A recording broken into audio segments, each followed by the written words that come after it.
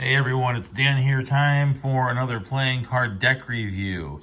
This is from the a.haines playing card company. I've already reviewed a couple of their decks on my channel, and here's another one, the No.7 deck, the Golden Eagle.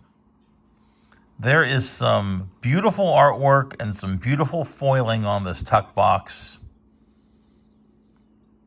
Printed on the classic finish by Legends Playing Card Company. Look at the foiling on the back of that. Absolutely love that. I love that nice tax stamp style seal that I was thankfully able to keep intact because I'm a little bit of an OCD collector. Like, I like to open the cards, I like to look at the artwork, but I don't like to destroy the tax stamp style seals. Some playing card decks just have a very basic seal. That they used a really nice one for this limited edition deck. So I'm glad I was able to keep it intact. Let's pop this open. Inside of the tuck box, there's a very nice sort of tartan style design. I like the colorway inside the tuck box, and it doesn't really match the rest of the deck, and I like that. I like that we got a little bit of contrast there in our tuck box. Nice back design. I like the shade of green. I mean, everything looks really nice on these. a.haines playing card, Golden Eagle, deluxe quality vintage playing cards from Manchester, England. And let's take a look at the Golden Eagle. Our two jokers right off the bat. And they don't designate the word Joker on them or anything like that. They just have a logo in the corners. You've got the star inside of the circle. And you've got the red Joker and the black Joker. As in many card games, there is one Joker that outranks another Joker. So even though the Jokers are the same artwork-wise, they've designated with one being in color and then the red stars, one being in a monochromatic with the black stars in the corner. These court cards, well, the entire deck, for that matter, is completely custom.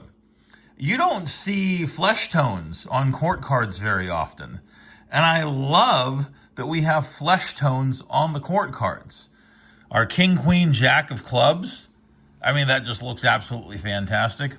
I love the font here on the letters and numbers in the at the corner indexes. A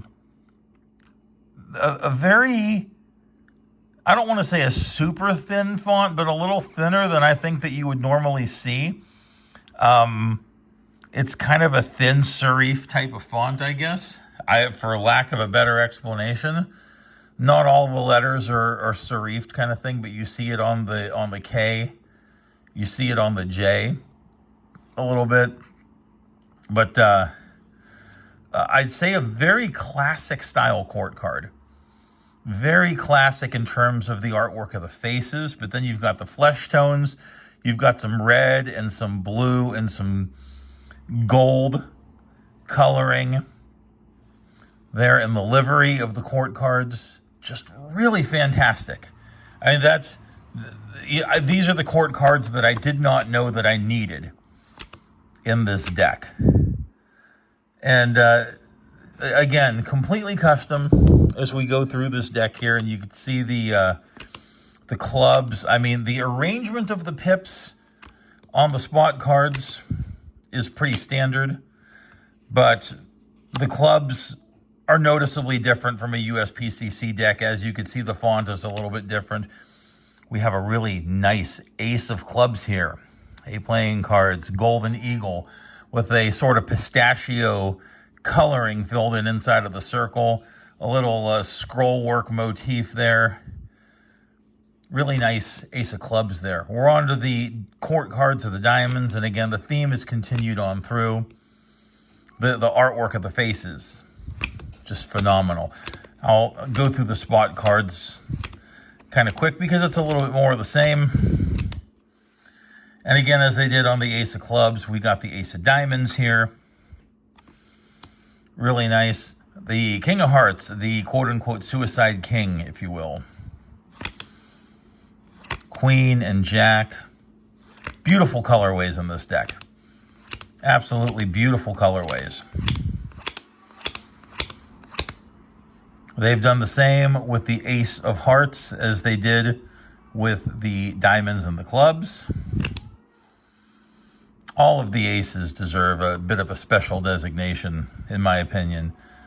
They can't all be over the top like the Ace of Spades or whatever the featured ace is in a deck of cards, but it's nice to have a little bit of a special designation on the aces. There's a lot of negative space on aces, so it's nice to do a little bit of a something with it.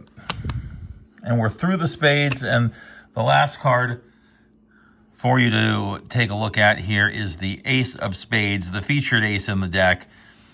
It's over the top. There's some nice scroll work and leaf work design.